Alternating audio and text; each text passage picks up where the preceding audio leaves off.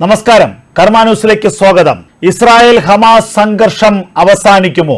വെടിനിർത്തലിന്റെ സാധ്യതകൾ എത്രത്തോളം പ്രാബല്യത്തിലാകും? ഇതാണ് പശ്ചിമേഷ്യയിൽ ഇപ്പോൾ നടക്കുന്ന ഏറ്റവും പ്രധാനപ്പെട്ട ചർച്ച. വെടിനിർത്തലിന് വേണ്ടിയുള്ള എല്ലാ സാധ്യതകളും തേടുകയാണ് ഖത്തർ എന്ന രാജ്യം. എന്നാൽ വെടിനിർത്തലിനെ ഒരു തരത്തിലും അംഗീകരിക്കില്ലെന്ന് ഇസ്രായേൽ വ്യക്തമാക്കുകയാണ്. അമേരിക്കയുടെ ഇടപെടലാണ് നിർണായകമായിരിക്കുന്നത്. ഖത്തർ അമേരിക്കയെ അതിസമ്മർദ്ദത്തിലാക്കുന്നു എന്നുള്ള വിവരങ്ങളാണ് പുറത്തു വരുന്നത്. ഏതു സാഹചര്യത്തിലും 2 മാസത്തെ വെടിനിർത്തൽ കരാറിലേക്ക് എത്തണമെന്നുള്ള വലിയ സമ്മർദ്ദം ഐക്യരാഷ്ട്രസഭയടക്കം ഖത്തറടക്കം അമേരിക്കയടക്കം ഇസ്രായേലിന് മേൽ ചുമത്തുന്നു എന്നുള്ള വിവരങ്ങളാണ് പുറത്തു വരുന്നത്. എന്നാൽ ബന്ദികളെ പൂർണ്ണമായും മോചിപ്പിച്ചാൽ വെടിനിർത്തലടക്കമുള്ള കരാറുകളിലേക്ക് ഏർപ്പെടാമെന്നുള്ള നിലപാടാണ് ബെഞ്ചമിൻ നെതന്യാഹു സ്വീകരിക്കുന്നത്. ബെഞ്ചമിൻ നെതന്യാഹു ഒരു തരത്തിലും വെടിനിർത്തലിനെ അംഗീകരിക്കുന്നില്ല എന്നുള്ള വാർത്തകൾ പുറത്തേക്ക് വരികയാണ്. കാരണം ഒരിക്കൽ വെടിനിർത്തൽ കരാറിൽ ഏർപ്പെട്ടതിന്റെ ദോഷം എന്താണ് എന്നുള്ളത് ബെഞ്ചമിൻ നെതന്യാഹുവിന് കൃത്യമായി അറിയാം. അതുകൊണ്ട് തന്നെ ഒരു തരത്തിലും ഒരു വെടിനിർത്തൽ കരാറിലേക്ക് ഏർപ്പെടേണ്ടതില്ല എന്ന നിലപാട് തന്നെയാണ് ബെഞ്ചമിൻ നെതന്യാഹു ഇപ്പോഴും സ്വീകരിക്കുന്നത്.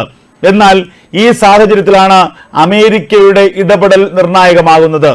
ആദ്യത്തെ തവണ വെടിനിർത്തൽ കരാറിലേക്ക് ഇസ്രായേൽ ഏർപ്പെട്ടതും അമേരിക്കയുടെ നിർബന്ധത്തിന് വഴങ്ങിയാണ്.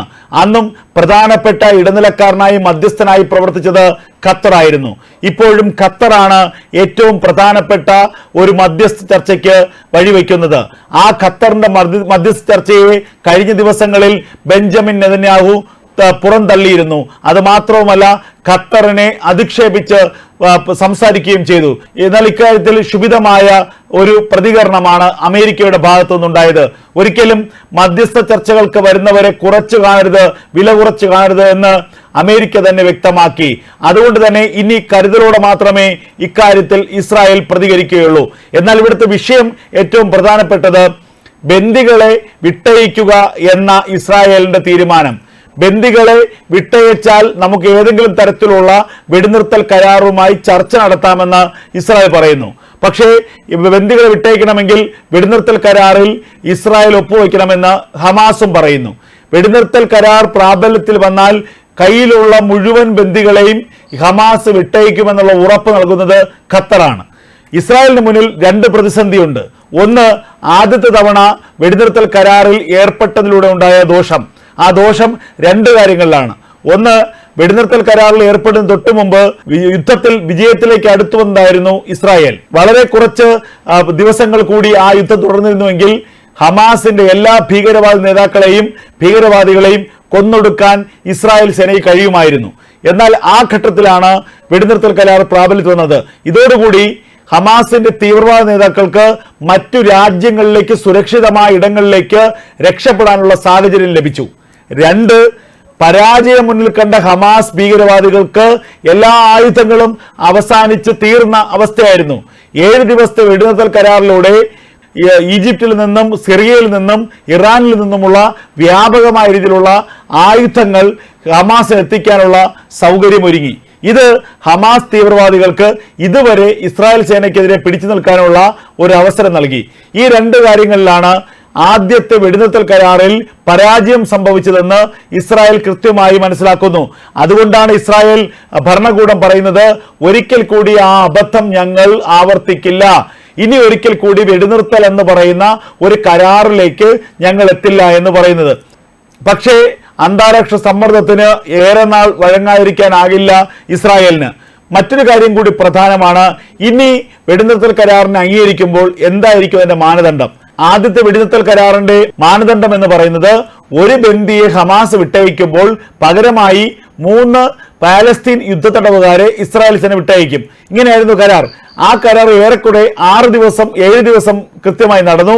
എന്നാൽ 7ാം ദിവസം ഒറ്റയടിക്ക് മലക്കം മറിഞ്ഞത് ഹമാസ് ആണ്. ഇപ്പോഴത്തെ വെടിനിർത്തലിന്റെ കരാർ എന്താണ്? അതിന്റെ മാനദണ്ഡം എന്താണ്? ആ മാനദണ്ഡം ഹമാസ് മുന്നോട്ട് വയ്ക്കുന്നത്, ഖത്തർ മുന്നോട്ട് വയ്ക്കുന്നത്, ഒരു ഹമാസിന്റെ പക്കലുള്ള ഒരു ഇസ്രായേലി ബന്ദിയെ വിട്ടയക്കുമ്പോൾ 100 യുദ്ധത്തടവുകാരെ ഇസ്രായേൽ സേന വിട്ടയക്കണം. അത് ഇസ്രായേൽ അംഗീകരിക്കുമോ എന്നുള്ളതാണ് ഏറ്റവും പ്രധാനപ്പെട്ട കാര്യം. അത് മാത്രവുമല്ല, 1, 2, 3 ദിവസങ്ങൾക്കുള്ളിൽ ഹമാസിന്റെ പക്കലുള്ള മുഴുവൻ ബന്ദികളെയും വിട്ടയക്കണമെന്ന നിലപാടായിരിക്കും ഇസ്രായേൽ സ്വീകരിക്കുക. കാരണം ഇനി ആ ബന്ദികളുടെ ജീവൻ വെച്ച് വിലപേശാൻ ഹമാസിന് അവസരം കൊടുക്കരുത്. ഹമാസിനെതിരെയുള്ള ആക്രമണം എത്രയും വേഗം അവസാനിപ്പിക്കുക എന്നൊരു തീരുമാനത്തിലാണ് ഇസ്രായേൽ സൈന്യം. ഹമാസിന്റെ ഭീകരവാദികളുടെ ധൈര്യം എന്ന് പറയുന്നത് തങ്ങളുടെ പക്കലുള്ള ഇസ്രായേലി പൗരന്മാരായ ബന്ദികളാണ്. ആ ബന്ദികളിൽ എത്ര പേർ ജീവനോടെ ഉണ്ട് എന്നുള്ളത് ഇസ്രായേലിന് പോലും ഉറപ്പില്ല. കാരണം കൗമാരക്കാരായ പെൺകുട്ടികളെയും സ്ത്രീകളെയും പലതവണ ബലാത്സംഗം ചെയ്ത് ഹമാസിന്റെ ഭീകരവാദികൾ കൊന്നൊടുക്കി എന്നുള്ള വിവരങ്ങൾ അനൗദ്യോഗികമായി പുറത്തു വരുന്നുണ്ട്. അതുമാത്രവുമല്ല, പല ബന്ദികളുടെയും മൃതദേഹങ്ങൾ ഇസ്രായേൽ സേനയ്ക്ക് ഇതിനകം തന്നെ കിട്ടിയിട്ടുമുണ്ട്. അതുകൊണ്ട് 120ഓളം വരുന്ന ബന്ദികളിൽ എത്ര പേർ ജീവനോട് അവശേഷിക്കുന്നു എന്നുള്ളത് ചോദ്യചിഹ്നമാണ്. അവരിൽ എത്ര പേർ അവശേഷിച്ചാലും അവരെ തിരികെ എത്തിക്കുക എന്നുള്ളതാണ് ഏറ്റവും പ്രധാനപ്പെട്ട ലക്ഷ്യമായി ഇസ്രായേൽ കരുതുന്നത്. അതുമാത്രവുമല്ല, അവരുടെ ബന്ധുക്കളാക്കപ്പെട്ട അവശേഷിക്കുന്ന ആളുകളുടെ ബന്ധുക്കൾ ഇസ്രായേൽ രാജ്യത്തിനുള്ളിൽ വലിയ പ്രതിഷേധങ്ങൾക്ക് തുടക്കമിട്ട് കഴിഞ്ഞിരിക്കുന്നു. അത് ബെഞ്ചമിൻ നെതന്യാഹു സർക്കാരിനെതിരെയുള്ള വലിയ കലാപമായി മാറാനുള്ള സാഹചര്യമുണ്ട്. അത് മുൻകൂട്ടി കണ്ടുകൊണ്ട് തന്നെ ബെഞ്ചമിൻ നെതന്യാഹു ഏറ്റവും ഉചിതമായ ഒരു തീരുമാനമെടുക്കും തന്നെയാണ് കരുതപ്പെടുന്നത്. ബന്ദികളെ വിട്ടയക്കുകയാണെങ്കിൽ ഒരു സന്ധി സംഭാഷണത്തിന് തയ്യാറാണെന്ന് ബെഞ്ചമിൻ നെതന്യാഹു വൈകാതെ അറിയിക്കും. ഒരു വെടിനിർത്തൽ കരാറിലേക്ക് ഇസ്രായേൽ പോകുന്ന സാഹചര്യം ഉണ്ടാകും. 2 മാസമോ അതിലധികമോ വെടിനിർത്തൽ കരാർ ഉണ്ടാകുമോ എന്നുള്ളത് കാത്തിരുന്ന് കാണേണ്ടതാണ്. എന്നാൽ ബന്ദികളെ എപ്പോൾ വിട്ടയക്കുമെന്നുള്ളതാണ് ഏറ്റവും പ്രധാനമായി വരുന്ന ചോദ്യം. മുഴുവൻ ബന്ദികളെയും 2-3 ദിവസത്തിനുള്ളിൽ വിട്ടയക്കാനുള്ള സാധ്യത ഉണ്ടെങ്കിൽ വെടിനിർത്തൽ കരാറിലേക്ക് ഇസ്രായേൽ എത്തും.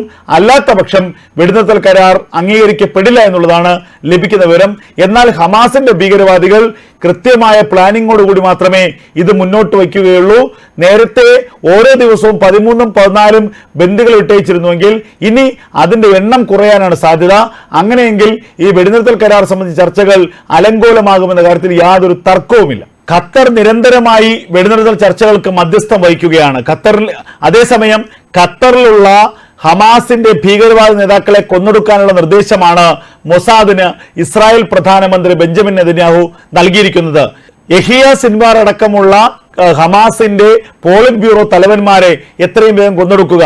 അങ്ങനെ ഹമാസിന്റെ ഭീകരവാദ നേതാക്കളെ കൊന്നൊടുക്കിയാൽ ഈ താഴേക്കിടയിലുള്ള തീവ്രവാദികൾക്ക് കൃത്യമായ ഒരു നിരീക്ഷണം ഉണ്ടാവില്ല, അതല്ലെങ്കിൽ കൃത്യമായ ഒരു പ്ലാനിംഗ് ഉണ്ടാവില്ല.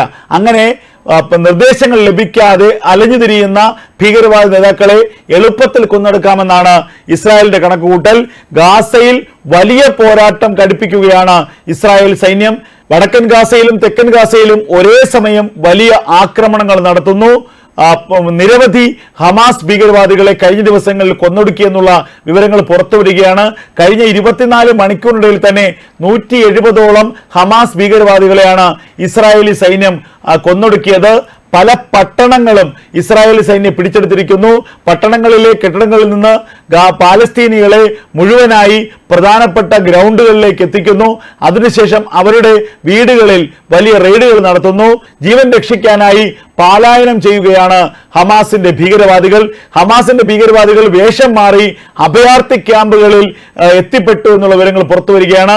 അതുകൊണ്ടാണ് അഭയാർത്ഥി ക്യാമ്പുകളിലുള്ള പാലസ്തീനികളെ പൂർണ്ണമായും നിരീക്ഷിക്കാൻ ഇപ്പോൾ ഇസ്രായേലി സൈന്യം തീരുമാനിച്ചിരിക്കുന്നത്. ഇസ്രായേലി സൈന്യത്തിന്റെ പരിശോധനയിൽ നിരവധി ഹമാസിന്റെ തീവ്രവാദികൾ പിടിക്കപ്പെട്ടതായുള്ള വിവരങ്ങളുണ്ട്. അതുമാത്രവുമല്ല, തെക്കൻ ഗാസയിൽ നിരവധി ഹമാസ് ഭീകരവാദികൾ ആയുധം വച്ച് ഇസ്രായേലി സേനയ്ക്ക് മുന്നിൽ കീഴടങ്ങിയായുള്ള വിവരങ്ങളും പുറത്തു വരുന്നു. എന്തായാലും ഹമാസിന്റെ ഉന്മൂലനം എന്ന പരമമായ ലക്ഷ്യത്തിലേക്ക് അടുക്കുകയാണ് ഇസ്രായേലി സൈന്യം. അതിനിടയിൽ വെടിനിർത്തൽ പ്രഖ്യാപിക്കേണ്ടി വരുമോ, അല്ലെങ്കിൽ വെടിനിർത്തൽ കരാറിൽ ഏർപ്പെടേണ്ടി വരുമോ എന്നുള്ള ആശങ്ക മാത്രമാണ് ഇസ്രായേലിനുള്ളത്.